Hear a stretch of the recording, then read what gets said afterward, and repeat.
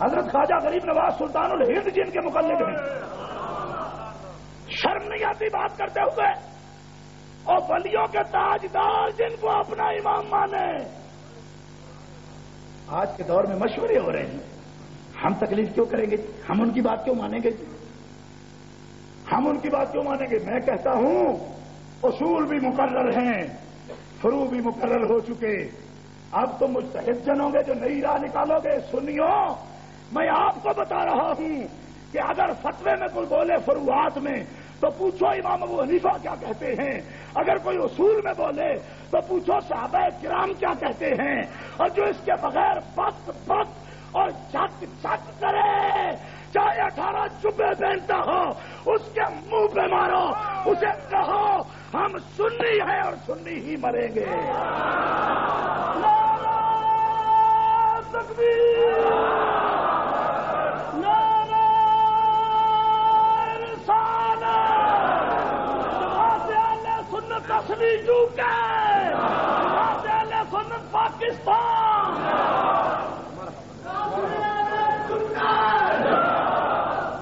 گرامی قدر حاضرین، توجہ کا طالب ہوں. اہل سنت کے اصول و فروع طے ہیں. ابھی یو کے میں کسی کو یہ اختیار ہے تو نیا علم کلام تیار کرے. میں حیران ہوں جہاں نیا علم کلام بن رہا ہے برطانیہ کا. علم فقہ نہیں ہوگی، علم کلام نیا ہوگا. علم کلام طے شدہ مسائل ہیں. اب عرفان شاہ کو ضرورت نہیں کہ میرے نزدیک. عرفان شاہ آپ کو پوچھ کے بتائے گا امام ابو حنیفہ سے، علامہ علی بن سلطان القاری سے، اور ان سے بھی اصول میں ان سے نہیں. وہ کہیں گے ہمیں صحابہ نے بتایا ہے. اصول میں دلیل واضح کریں گے، اصول میں دلیل واضح کریں گے. فروع میں دلیل واضح نہ بھی کریں ہم ان کے قول کو درست مانیں گے. تو تقلید اسی کا نام ہے. کہہ دو نا سبحان اللہ. اب ہم انہی کے دربار میں پہنچتے ہیں. ان سے پوچھا ہم نے، انہیں سے پوچھتے ہیں. بہت سی باتیں مجھے کہنا ہے اختصار کے ساتھ. ہم ان سے پوچھتے ہیں کہ ہم اہل سنت ہیں، آپ کے دربار میں پہنچے ہیں، صحابہ کا کیا عقیدہ ہے کہ حضرت نبی پاک علیہ السلام کے بعد سب سے اعلیٰ شخصیت کون ہے؟ ہم صحابہ سے پوچھتے ہیں سنی ہونے کی حیثیت سے. صحابہ سے پوچھتے. پوچھوں یا نہ پوچھوں؟ نہیں، غیر ضروری ہو تو نہیں پوچھتا کیونکہ میرے پاس وقت نہیں. پوچھا کہ نہ پوچھا؟ اور پوچھیے کہ نہ پوچھیے؟ بولو نہ پوچھے کہ نہ پوچھے؟ تو وہ روڑا ہونا. اگر جھگڑا ہو جائے ردوہ الی اللہ والرسول تو ان سے پوچھے نا، ان سے نہ پوچھے. او بھائی جس کا کوئی باپ ہو، جس کا کوئی دادا ہو، جھگڑا ہو تو بچے خود نہیں نمٹاتے، بزرگ کے پاس لے جاتے. اور جو روڑی پہ جمع ہوا ہو وہ اپنی دلیل پیش کرے. جس کی کوئی جڑ ہو وہ اپنی جڑ کے پاس پہنچتا ہے، جس کی کوئی اصل ہو وہ اپنی اصل کے پاس پہنچتا ہے. اور جو آوارہ ہو وہ اپنی بات کرتا ہے، کیونکہ نہ اس کا کوئی بابا، نہ اس کا کوئی دادا، نہ کوئی اس کا لگتا، نہ کوئی اس کا لیتا. ہمارا جھگڑا بھی ہوگا تو کس سے پوچھیں گے؟ ہم صحابہ سے پوچھیں گے جو معیار ایمان ہیں. صحابہ فرمائیے حضور حضور ہے، نبیوں کے بعد سب سے افضل کون ہے؟ کون ہے سب سے افضل؟ مولا کائنات نے خود فرمایا، علی المرتضیٰ نے خود فرمایا کہ انبیاء کے بعد سارے نبیوں کا سردار محمد الرسول اللہ ہے، اور بعد محمد الرسول اللہ کے ساری امتوں میں سب سے افضل شہنشاہ صداقت ابو بکر صدیق.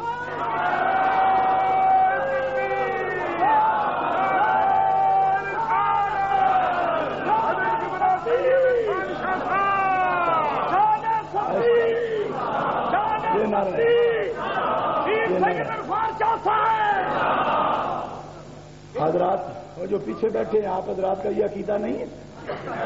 نعرے میں جواب ہی نہیں آیا آپ کو. میں آپ کے چہرے دیکھ رہا ہوں. ادھر سے بھی بولو.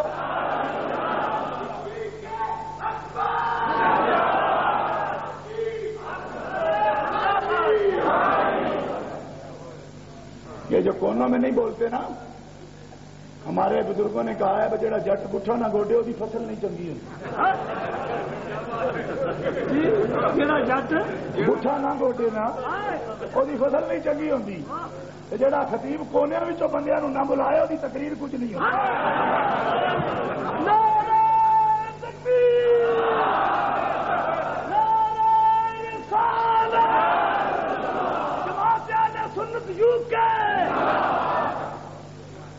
نبیوں کے بعد سب سے بہتر ابو بکر صدیق.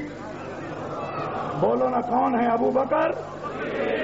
ابو بکر الصدیق. متفقہ فیصلہ ہے یہ متفقہ فیصلہ ہے. جو بھی اس کے خلاف بات کرتا ہے وہ بکواس کرتا ہے, وہ جھوٹ بولتا ہے, اس کا کوئی ابا ہی نہیں. ابا ہے تو یہ ابے کا فیصلہ ہے, یہ ابے کا فیصلہ ہے. ڈنکے کی چوٹ کا تو میں ابے کا فیصلہ ہے. ابا کہتا ہے نبیوں کے بعد سب سے افضل ابو بکر صدیق ہیں. بولو نا سبحان اللہ. ایک آدمی مجھے کہنے لگا ہمیں کیا پتا ہے, نوٹ نہیں کیا آپ نے, ہمیں کیا پتا ہے, ہمیں کیا پتا کون بہتر ہے. میں نے کہا تجھے نہیں پتا؟ میں مجھے نہیں پتا. کیوں؟ اگر یہ تو اللہ ہی جانے کون بہتر ہے. ہائے ہائے کچھ سنا آپ نے؟ ارے مجھے نہیں پتا, یہ تو اللہ جانتا ہے تو کون بہتر ہے. میں نے کہا اللہ جانتا ہے تبھی ہم جانتے ہیں نا. تو بات کی سمجھ آئی کہ نہیں آئی؟ اللہ جانتا ہے تبھی ہم جانتے ہیں. کیوں؟ اس جاننے والے نے ہمیں بتا دیا ہے کہ ابو بکر سب سے افضل. جاننے والے نے اسی نے بتایا نا. تو کہ قرآن نے کہا ان اکرمکم عند اللہ اتقاکم. جو متقیوں میں سب سے بڑا متقی ہو, اتقا ہو, وہ افضل ہے. اب قرآن سے پوچھا وہ تقویٰ تو اندر کی بات ہے, یہ تو ہی بتا تو پتا چلے. اور تقویٰ تو اندر کی بات ہے نا. اب تقوی کا کون تول سکتا ہے جی یہ زیادہ ہے یہ کم ہے. تقوی کو تولے تو رب تولے, اور تو کوئی نہیں تول سکتا, وہی بتا سکتا ہے نا. اب اس سے پوچھا جی متقی تو سارے ہیں, جاب اس صدق کے وسطہ کا بہی اولئک هم المتقون. ساری جماعت حضور کی متقین ہے. اولئک الذین امتحن اللہ قلوبهم للتقوی لهم مغفرۃ واجر عظیم. ساری جماعت متقیوں کی ہے, مگر متقیوں کا بادشاہ کون ہے؟ فرمایا وَسَيُجَنَّبُهَا الْأَتْقَى الَّذِي. سارے صحابہ متقی ہیں پر متقیوں کا بادشاہ ابو بکر صدیق ہے. یؤتی مالہ یتزکیٰ وما لأحد عنده من نعمۃ تجزیٰ الا ابتغاء وجہ ربہ الاعلیٰ ولسوف یرضیٰ. جو چوگنا قیمت پر بلال کو خریدے اور تیرے اور میرے نام پہ رسول آزاد کر دے, وہ ہے متقیوں کا بادشاہ. وہ ہے متقیوں کا بادشاہ. ابھی آپ نے نوٹ نہیں کی یہ بات, وہ متقیوں کا بادشاہ ہے. تبھی حضور نے فرمایا جو تقوی میں سب سے اعلیٰ ہو میرے مصلی پہ وہی کھڑا ہو. آہستہ سبحان اللہ کہہ کے پتہ نہیں کس کو آپ خوش کر رہے ہیں. زور سے اللہ کو خوش کرو, زور سے پہنچ رہے ہیں. سارے متقی ہیں پر متقیوں کا بادشاہ ابو بکر صدیق ہے. اور نبی علیہ السلام نے کرم کیا کہ حضرت عبداللہ ابن عباس اور حضرت علی سے فرمایا جاؤ باہر, نماز کا وقت ہے, جاؤ نماز پڑھو جا کے. اور مرو ابا بکر فلیصلی بالناس. علی ابو بکر سے کہہ دو کہ مصلی امامت پہ کھڑا ہو جائے. صدقے جاؤں میں اپنے پیارے نبی کے, حضور نے حضرت علی سے فرمایا. آہستہ سبحان اللہ, کس مرض کی دوا ہے یارو, سبحان اللہ. فرمایا علی جاؤ مصلی پہ جا کے کھڑا کرو. حضرت ابو بکر صدیق کو مصلی پہ کھڑا کرو. علی جاؤ, علی جاؤ, جاؤ. عبداللہ چچا کے بیٹے ہو تم بھی جاؤ. عبداللہ جاؤ, علی جاؤ. ابو بکر کو مصلی پہ کھڑا کر دو. جو ہو گئے کھڑے تو حضور خود آئے. بخاری کہتی ہے ابو بکر صدیق پاؤں زمین پہ رکھے ہوئے گھسیٹتے پاؤں پیچھے آ رہے ہیں. حضور نے موڈے سے پکڑا اور کہا قم فاستقم. میں تجھے ہٹانے نہیں آیا، میں تمہیں پکا کرنے کے لیے آیا.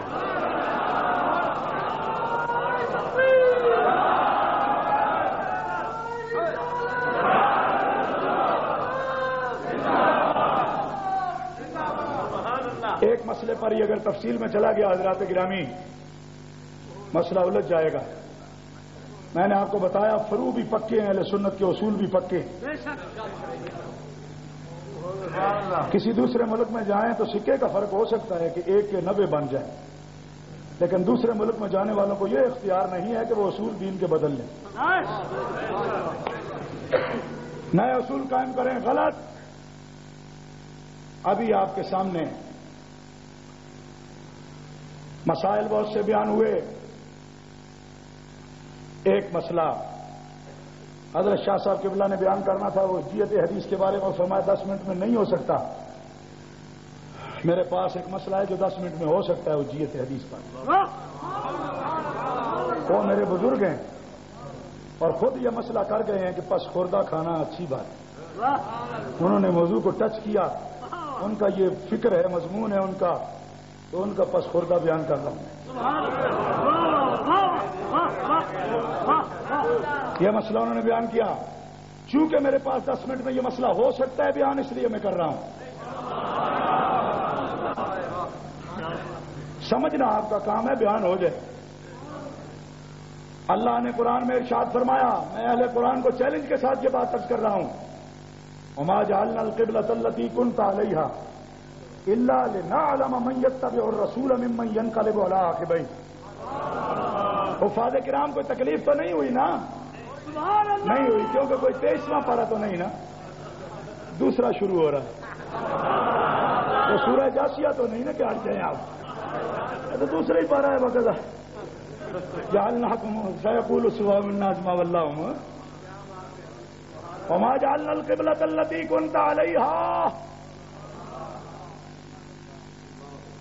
وہ قبلہ جس پہ آپ تھے پہلے، کون؟ بیت المقدس. کتنے مہینے رہے؟ 17 مہینے.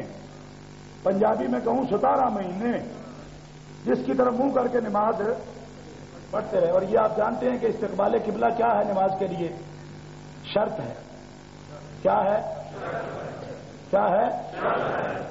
اور شرط کے بارے میں آپ کو پتا ہے کہ فرض سے بھی بڑی ہوتی ہے. پتا ہے؟ شرط فرض سے بھی ہوتی ہے، کیونکہ اس پر مشروط کا وجود موقوف ہوتا ہے.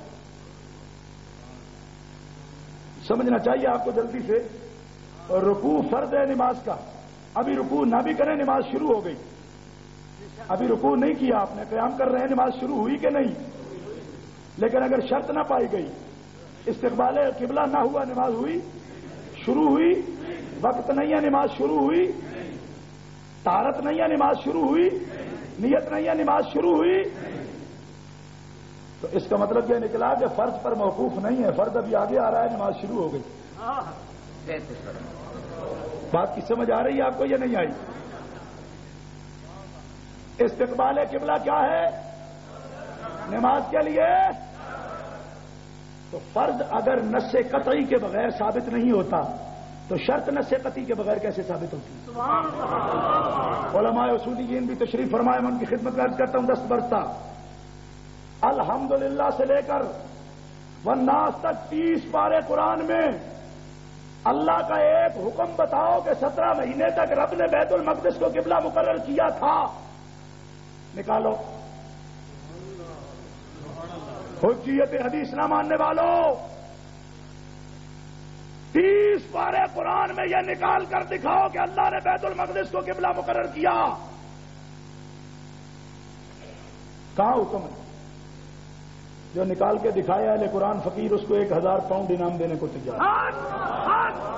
پیار سے کہہ دے سبحان اللہ، چندہ کر کے نہیں دوں گا، میرے جیب میں اس وقت میرے جیب میں ہے. آپ ڈر کے کیوں بولتے ہیں؟ زور سے کہہ دو سبحان اللہ.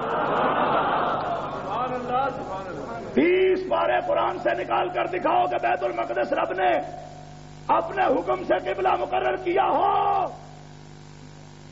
17 مہینے تک نماز ہوتی رہی تب بھی تو استقبال قبلہ شرط تھا، تو کس کے حکم سے شرط بنا؟ حدیث کو چیلنج کرنے والوں میدان میں آؤ. میں علم حدیث کا ایک ادنا خادم عرض کرتا ہوں اور قرآن سے ثابت کرتا ہوں حجیت حدیث. 17 مہینے تک بیت المقدس شرط بنا رہا اس کا استقبال. رب کا حکم موجود نہیں ہے پورے قرآن میں، تو کس کے حکم سے شرط بنا رہا؟ محمد مصطفیٰ کے حکم سے. ہو نا سبحان. میں تعلی کا عادی نہیں ہوں، میں تعلی کا عادی نہیں ہوں. اہل سنت علماء کے قدموں کی میں خاک ہوں، لیکن یہ مسئلہ ہمارے گھر میں گھوٹا گیا ہے. ہاں بالکل، بعد میں لوگوں نے نقل کیا ہے اس کو. یہ گھوٹا گیا ہے ہمارے گھر میں یہ مسئلہ. حضور حافظ الحدیث کی 40 سالہ محنت کا نتیجہ ہے یہ مسئلہ. سن لو، 30 پارے قرآن میں رب نے قبلہ مقرر نہیں کیا، حالانکہ کہتا ہے ہم نے مقرر کیا. حکم کوئی موجود ہی نہیں ہے. حکم موجود نہیں ہے جس میں کہا ہو کہ بیت المقدس کو منہ کرو. تو وہ شرط کس نے بنایا؟ رب کا قرآن اعلان کر رہا ہے ہاں جعلنا القبلۃ التی کنت علیہا، وہ جو ہم نے قبلہ مقرر کیا حالانکہ نہیں کیا تھا. حکم کوئی موجود ہی نہیں ہے. معلوم ہوا کہ میرے حکم میں اور اس کے حکم میں فرق کیوں ڈالتے ہو؟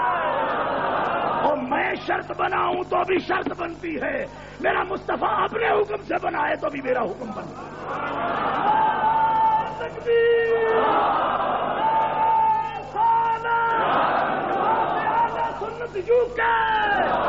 سید عرفان شاہ صاحب محقق کا پاکستان.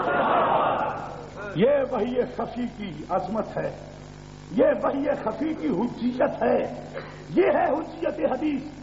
سنو دوسری بات اسی طرح اشارتاً کہتا ہوں، سمجھنا آپ کی بات ہے. اللہ نے قرآن میں فرمایا احل لکم لیلۃ الصیام الرفث الی نسائکم ہن لباس لکم وانتم لباس لہن علم اللہ انکم کنتم تختانون انفسکم فتاب علیکم وعفی عنکم. یہ اس وقت کی بات ہے جب راتوں کو بھی روزہ ہوتا تھا. عورتوں کے قریب جانا جائز نہیں تھا. رمضان کی راتوں میں بھی رات کا بھی روزہ ہے. افطاری کے بعد روزہ شروع ہو گیا. اللہ فرماتا ہے جن سے غلطی ہوئی، جن سے اللہ جانتا ہے، اور ان کی غلطی کو اللہ نے معاف کر دیا. اور معاف بھی کس طرح کیا؟ میں قربان جاؤں، معاف بھی اس طرح کیا کہ ان کی غلطی کے صدقے میں قیامت تک آنے والے امتیوں کے لیے رات کا روزہ چھوڑ دیا گیا.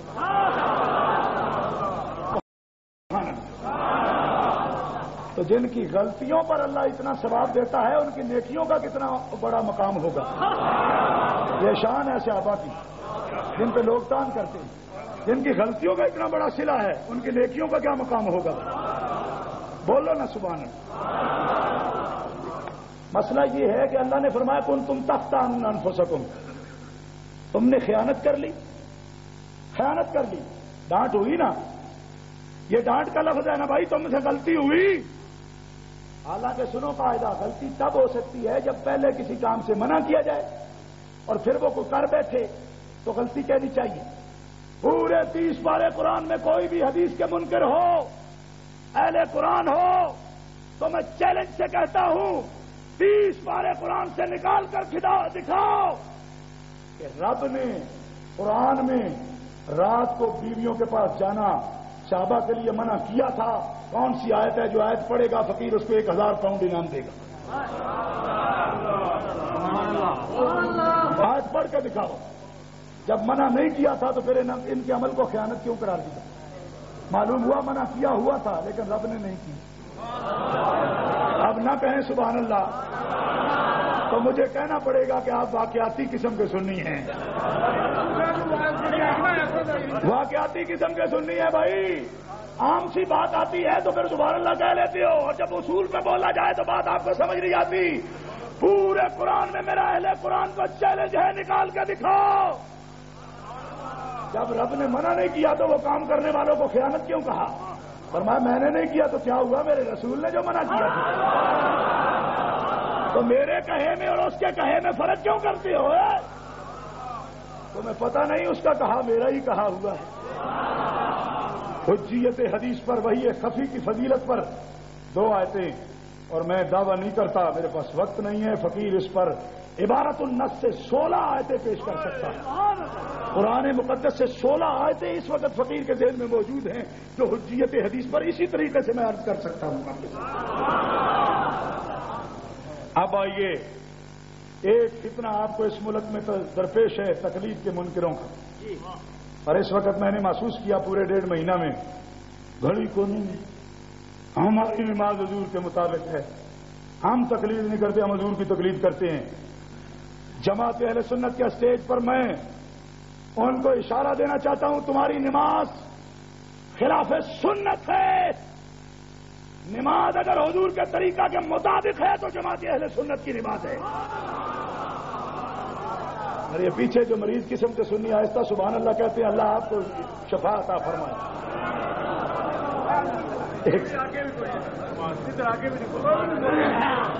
وہ سن ہی رہے ہیں، کہہ دیں گے کیسے کہیے۔ اور دیکھیے نا، میں تو ان کی طرف سے آپ کی طرف منہ کر کے کھڑا ہوں نا، تو سب کی جگہ میں آپ زور لگا رہا ہوں۔ گرامی قدر حاضرین، توجہ رہے گی؟ کہتے جی ہم نماز پڑھتے ہیں، ہمارا طریقہ حضور کے مطابق ہے۔ سنیو، میں آپ کو بتا رہا ہوں، حضرت عبداللہ ابن مسعود، بولو نا، ایک بیماری یہ ہے کہ آپ نے کبھی صحابہ کا ذکر نہیں کیا، آپ لوگوں نے صحابہ کے ایام کبھی نہیں منائے، خلفائے راشدین کے ایام نہ منائے آپ، تو کیسے پتہ چلے کہ صحابہ کا مقام کیا ہے؟ علماء کو چھوڑ کر پورے مجمع سے میرا سوال ہے کہ نبی کریم نے اپنی امت کا استاد کس صحابی کو مقرر کیا؟ بتاؤ۔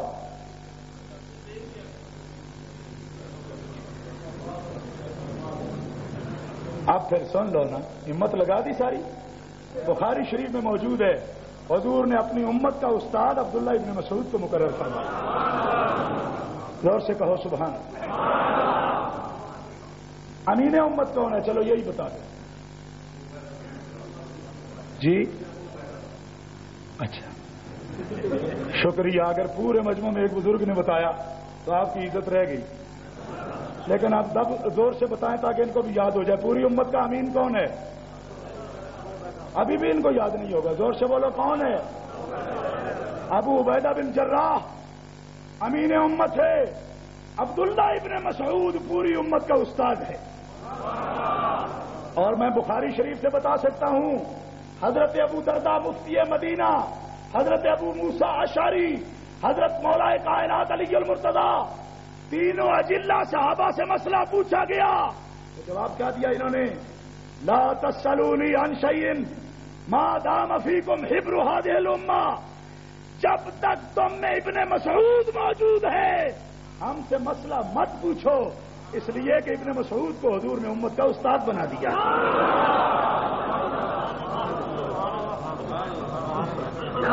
عبداللہ ابن مسعود امت کا استاد، حضور کی حیات طیبہ میں ہر جمعرات کو صحابہ کو سبق پڑھاتے تھے، اور میں قربان جاؤں، حضور پاس کھڑے ہو کے ایک دن سنتے رہے، بخاری شریف میں موجود ہے، سنتے رہے اس طرح، اور جب سنا تو خوش ہوئے، ہنس پڑے سرکار، تبسم فرمایا اور دعا فرمائی، یرحمک اللہ فإنک علیم، اللہ تجھ پہ رحم کرے، تو تو بڑا عالم ہو گیا، تو تو بڑا عالم ہو گیا ابن مسعود۔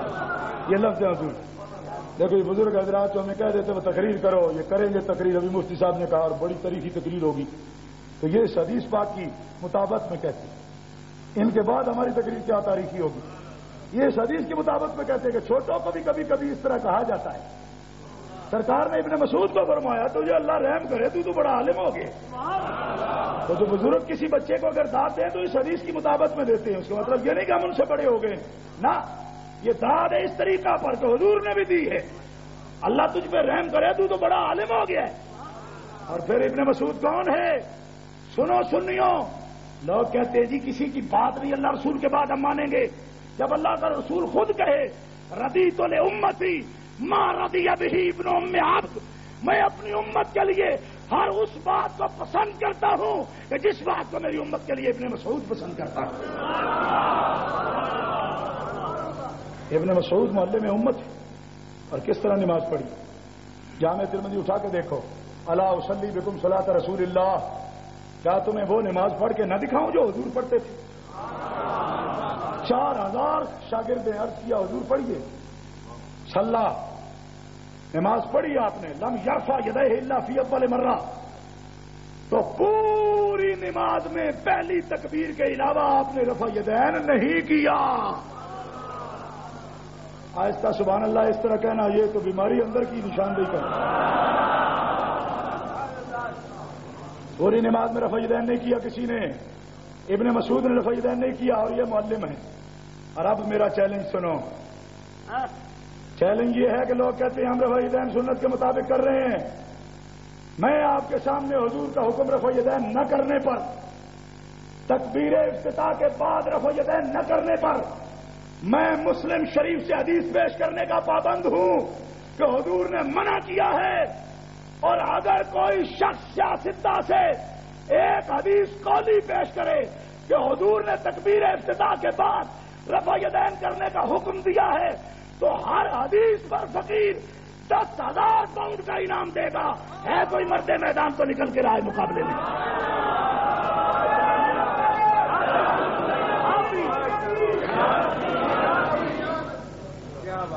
پاؤنڈ میں دوں گا، آپ کو کیا تکلیف ہے؟ نعرہ تکبیر.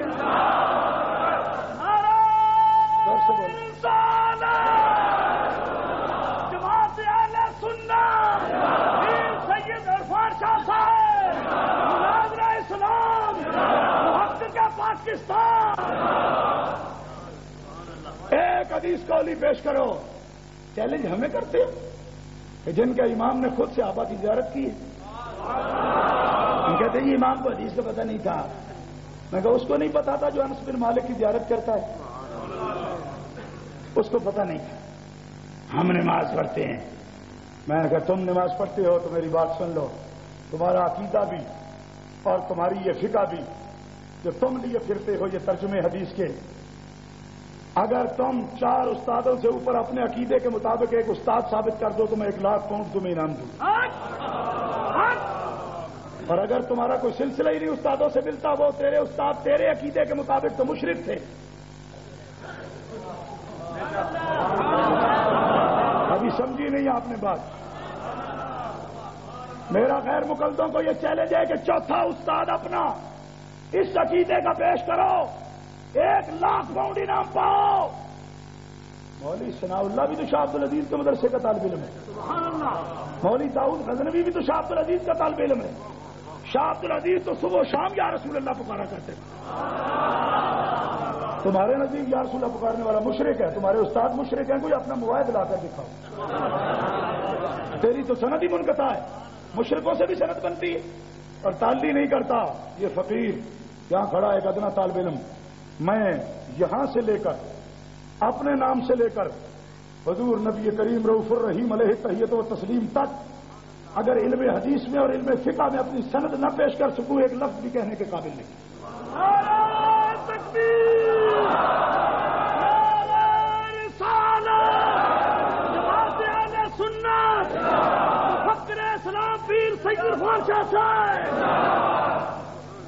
مسئلے لے پھرتے ہیں، یہ مسئلہ ہے. تقلید نہیں کرنی. تقلید کیسے نہیں کرنی؟ تقلید کریں گے جن کو تقلید جنہیں علم نہیں ہے وہ تقلید نہیں کریں گے تو کدھر جائیں گے؟ مریں گے وہ. حضرت شاہ عبد العزیز رحمۃ اللہ علیہ کا فتویٰ پہلے سنو پھر حدیث پیش کرتا ہوں. شاہ صاحب فرماتے ہیں جہنمی دوزخ میں سے پکاریں گے لو کننا نسمع ناقل ما کننا فی اصحاب السعیر. کاش ہم سنتے یا سوچتے تو آج دوزخی نہ ہوتے. شاہ صاحب فرماتے ہیں یہاں او کا مقام نہیں وا کا مقام ہے. نسمع و ناقلو تھا، او ناقلو 2 باتوں پر دلالت کرتا ہے کہ یہ عام سننا نہیں خاص سننا ہے. تو کہتے ہیں اجماع مفسرین نسمع و را حمل دارت بر تقلید و ناقل و را حمل دارت بر اجتہاد. وہ کہیں گے کہ کاش ہم کسی امام کے مقلد ہوتے تو آج دوزخ میں نہ ہوتے. تفسیر عزیزی میں یہ موجود. میں اعلیٰ حضرت کا حوالہ نہیں دے رہا. کیوں؟ اس لیے کہ جہاں سے ان کو سٹ لگ سکتی ہے وہاں سے ہی لگا رہا ہوں. نہیں سمجھ رہی آپ؟ کہہ دو نا سبحان اللہ. وہ نہ کلو حملدار پر اجتہاد. یا تو ہم مجتہد ہوتے یا مقلد ہوتے تو آج دوزخ سے بچ جاتے. شاہ صاحب نے نتیجہ دیا کہ قیامت کو دوزخ سے وہی بچیں گے جو کسی امام کے مقلد ہوں. آہستہ سبحان اللہ نہیں، مسئلہ بہت اونچا چلا گیا. سن لو صحیح بخاری شریف، دل کے کانوں سے سننا، کیونکہ میں جو ہدف تھے میں ان پر جا رہا ہوں. گرامی قدر حاضرین، بخاری شریف باب الحج، کتاب الحج، حضرت عبداللہ ابن عباس مفتی مکہ مدینہ منورہ آئے تو اہل مدینہ نے آپ سے پوچھا مسح علی الخفین کے بارے میں آپ کیا کہتے ہیں. نا آپ سے پوچھا اس عورت کے بارے میں آپ کیا کہتے ہیں. توجہ رہے، اس عورت کے بارے میں یہ مسئلہ بعد میں عرض کر سکتا ہوں. مسح علی الخفین کا اگر وقت ہوا یہ پہلے سن لیں. اس عورت کے بارے میں آپ کا کیا خیال ہے کہ جو حج کے سارے ارکان ادا کر لے اور اس کا طواف وداع رہ جائے اور عورت کو ماہانہ عذر ہو جائے تو کیا 10 دن رک کے وہ انتظار کرے، طواف وداع کر کے پھر گھر جائے، یا طواف وداع چھوڑ جائے اور واپس جا سکتی ہے؟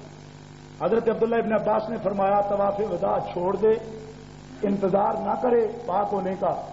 طواف وداع چھوڑ دے، اس کا حج مکمل ہو گیا، یہی حضور کا حکم ہے، وہ عورت واپس جا سکتی ہے. اہل مدینہ نے کیا کہا؟ لا ناخذ بقولک وندع قول زید.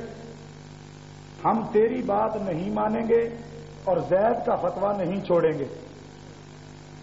تیری بات عبداللہ ابن عباس نہیں مانیں گے اور زید کا فتویٰ نہیں چھوڑیں گے. انہوں نے کہا اگر میری بات پہ یقین نہیں ہے تو انس کی ماں سے پوچھ لو، اس نے میرے سامنے حضور سے پوچھا تھا. اہل مدینہ نے کہا ہم اس سے بھی نہیں پوچھیں گے، ہم تیری بات نہیں مانیں گے، اس سے بھی نہیں پوچھیں گے. حضرت عبداللہ ہنس پڑے، فرمایا جو ماننی نہیں تھی تو پوچھا کیوں تھا؟ بڑے پیار سے سننا مسئلہ. جو ماننی نہیں تھی تو پوچھا کیوں تھا؟ کہنے لگے پوچھا اس لیے تھا کہ شاید تو ہمارے امام کی تصدیق کرے گا، تیرا مسئلہ ہو گیا اس کے خلاف، اب ہم تیری بات نہیں مانیں گے. کیوں؟ کہ تو رہتا ہے مکے میں، حضور کا چچا زاد بھائی، حضور کے صحابی اور تاج المفسرین، حبر الامہ جن کا خطاب ہے، ان کو مدینے والے صحابی کہتے ہیں تیری بات نہیں مانیں گے، کیونکہ تو رہتا ہے مکے میں اور فتویٰ دیتا ہے مکے میں. یہاں فتویٰ ہمیں دیتا ہے زید، اس کا مسئلہ غلط بھی ہو تو ہم تیری بات نہیں مانیں گے. اگر تو صحیح بتانا چاہتا ہے تو زید کو بتا، زید بتائے گا تو ہم اس کی بات کو مان لیں گے. بات کی سمجھ آئی کہ نہیں آئے گا؟ آئی ہے تو پھر کہہ دو سبحان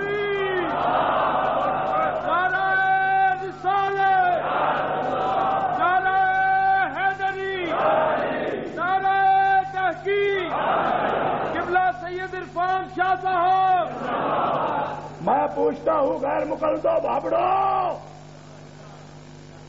اور تقلید شخصی کس بلا کا نام ہے؟ حدیث بیان ہو رہی ہے، اگلے وہ بھی نہیں مانتے. وہ کہتے تجھے صحیح بھی بتانا ہے نا تو زید کو بتا، کیونکہ وہ ہے ہمارا امام. ہم روزانہ کسی ذی علم کی بات پر اپنی رائے نہیں بدل سکتے. کہو نا سبحان. یہی تو ہے تقلید شخصی. تو جب مدینے والے صحابی تقلید شخصی کر کے مشرک نہ ہوں تو ہم تو ویسے ہی کوئی علم نہیں رکھتے. ہم کیسے مشرک ہو جائیں گے؟ ہم کیسے مشرک ہو جائیں گے؟ ہے کسی کے پاس اس حدیث کا توڑ تو 20 ستمبر تک فقیر یہاں ہے، اس کا توڑ پیش کرے، اس حدیث کا مدعا پیش کرے اور بتائے کہ اس سے یہ مسئلہ ثابت نہیں ہوتا. تقلید شخصی کے حق میں یہ دلیل خاص کا درجہ رکھتی ہے کہ نبی کریم علیہ السلام کے صحابہ تقلید شخصی بھی کرتے تھے مسائل میں، اور جب کرنے اول میں تقلید کی صورت اور اصل موجود ہے، آج تقلید کیوں نہیں ہو سکتی؟ ایک دفعہ پیار سے بولو سبحان اللہ، اور زور سے آواز آئے سبحان اللہ. اب آئیے اس مسئلے کی طرف کہ کچھ مسائل ہیں جن کا تعلق اصول دین سے ہے، اور جو بھی اصول دین کا منکر ہو وہ دائرہ اسلام سے خارج ہے۔ پیار سے کہہ دو سبحان اللہ۔ قادیانی کے بارے میں کہا گیا قادیانی ختم نبوت کا منکر ہے، مستقل نبی ہونے کا دعوے دار ہے، قادیانی دائرہ اسلام سے خارج ہے۔ قرآن پاک میں شک کرنے والا، یہ کہنے والا کہ ہزاروں آیتیں صحابہ نے اڑا دی قرآن سے، قرآن میں شک کرنے والا بھی بولو نا کوئی رشتہ دار ہے؟ آہستہ بولنے کا کیا مطلب؟ قرآن میں شک کرنے والا کون ہے بولو؟ عظمت مصطفیٰ کا منکر کون ہے بولو؟ کیونکہ عظمت مصطفیٰ و اصول دین سے تعلق رکھتا ہے مسئلہ، کیونکہ یہ ماننا ضروری ہے کہ کائنات میں حضور سے بڑھ کر مخلوق میں کسی کو فضیلت حاصل نہیں۔ ایک اللہ ہے جو الہ ہے ہمارا، اس الہ کے بعد دنیا میں وہی عظیم ہے جو اس الہ کے سب سے قریب ہے۔ حضور سے بڑھ کے اس کے قریب کوئی نہیں، اس لیے حضور سے بڑھ کر اور کسی کا درجہ نہیں ہو سکتا۔ ایک دفعہ پیار سے کہہ دو سبحان اللہ۔ عظیم ہے اور پھر وہ عظیم ہے جو اللہ کے سب سے قریب ہے، اور اس مقام تک نہ کوئی فرشتہ پہنچا، نہ کوئی نبی پہنچا، نہ کوئی رسول پہنچا۔ کس مقام تک؟ جس مقام کو ابن عربی نے اس طرح بیان کیا، فتوحات مکیہ اٹھا کر دیکھیے، صوفی ہیں اور مفکر صوفی ہیں، اور حق ہے جیسے صوفی ہونے چاہیے ایسے صوفی ہیں۔ محقق صوفی حضرت ابن عربی فرماتے ہیں کہ وجود محمدی کو اتصال حقیقی نصیب ہوا ذات باری تعالیٰ سے، اور فرماتے ہیں وجود محمدی کو ذات باری تعالیٰ میں فنائیت حاصل ہو گئی۔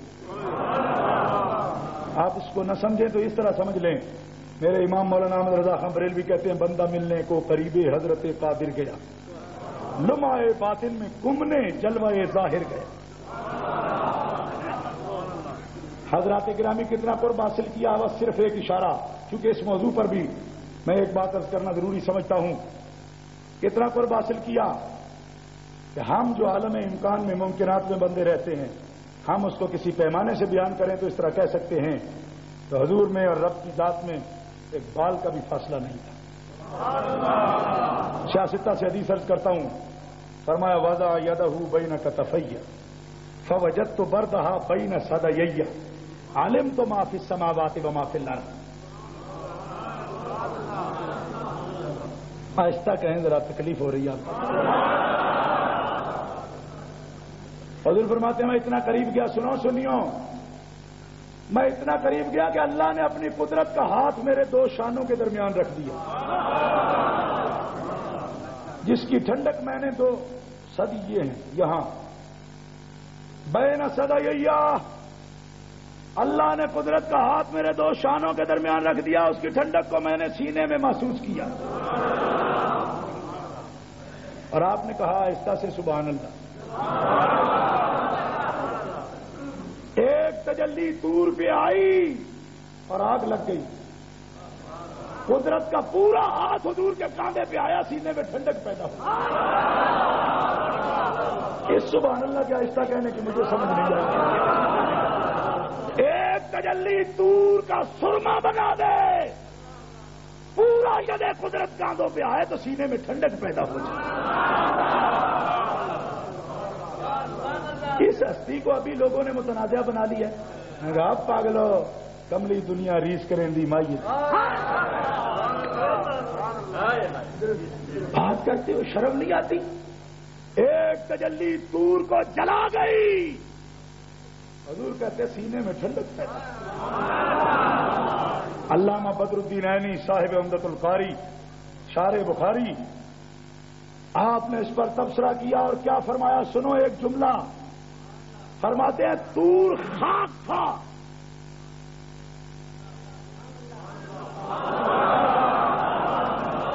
اور سنو بھابھیو تم بھی سن لو، سنیوں کو تو سنا ہی رہا، باتیں کرتے ہو تم، باتیں ختم ہے ساری۔ فرمایا تیلی ہو نا تیلی، دیا سلائی اور ڈبی، تیلی لگاؤ تو ہر جگہ آگ ہی لگتی، اگر وہ تجلی آگ لگاتی ہوتی تو ہر جگہ آگ لگتی، ادھر آگ لگی ادھر ٹھنڈک پڑی۔ فرمایا مسئلہ کوئی اور ہے۔ علامہ عینی کہتے ہیں وہ تجلی آگ لگانے والی نہیں تھی، مؤثر میں آگ نہ تھی، مؤثر میں صلاحیت نہ تھی۔ علامہ عینی کی تقریر سنو اور جملہ ختم۔ علامہ کہتے ہیں طور خاک تھا جل گیا، محمد خدا کا نور تھا، نور کو اٹھا گیا ہے۔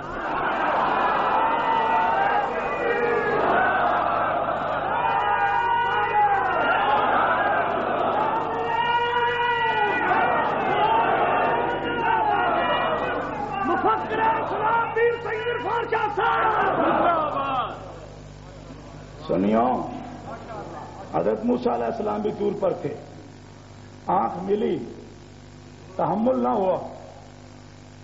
ہوا، اٹھا نہ سکے، لیکن ایک تجلی تھوڑی سی دیکھ لی۔ اور صاحب شفا علامہ قاضی ایاز، حافظ ابن کثیر مسند روایت لائے، علامہ قاضی ایاز نے بھی لکھا ہے، اور یہی مسئلہ مجموع زوائد شریف میں بھی موجود ہے کہ حضرت موسیٰ علیہ السلام نے جو تھوڑی سی تجلی دیکھی نا، تو آنکھ میں اتنی طاقت آ گئی کہ 30 میل کے فاصلے پر سیاہ رات میں اگر کوئی چیونٹی زمین پر چلتی تو موسیٰ علیہ السلام آنکھوں میں بینائی میں اتنی طاقت آ گئی تھی کہ 30 میل پر سیاہ رات میں وہ چیونٹیاں بھی دیکھ لیا کرتے تجلی دیکھنے سے۔ سنیوں، مسئلے اتنے لمبے نہیں ہیں اگر سمجھنے کی کوشش کرو تو۔ امام فخر الدین رازی رحمۃ اللہ تعالی علیہ نے اس مقام پہ کلی ڈالی ہے۔ امام رازی کہتے ہیں جو ایک تجلی دیکھے اور وہ بھی سنبھل کے نہ دیکھے، اس کی آنکھ میں یہ طاقت ہے کہ 30 میل پر سیاہ رات میں وہ چونٹی کو دیکھ لیتا ہے، اور جو عین ذات کو دیکھے، اور دیکھے بھی اس شان سے کہ وہ خود بول کے کہے ما ذاق البصر وما طغى، نظر پھٹکی نہیں، نظر ٹیڑھی نہیں ہوئی، عین ذات کو دیکھا اور ٹکٹکی لگا کے دیکھا۔ فرمایا جس نے عین ذات کو دیکھا وہ اپنی قبر میں بیٹھ کر سارے جہان کا مشاہدہ کر سکتا۔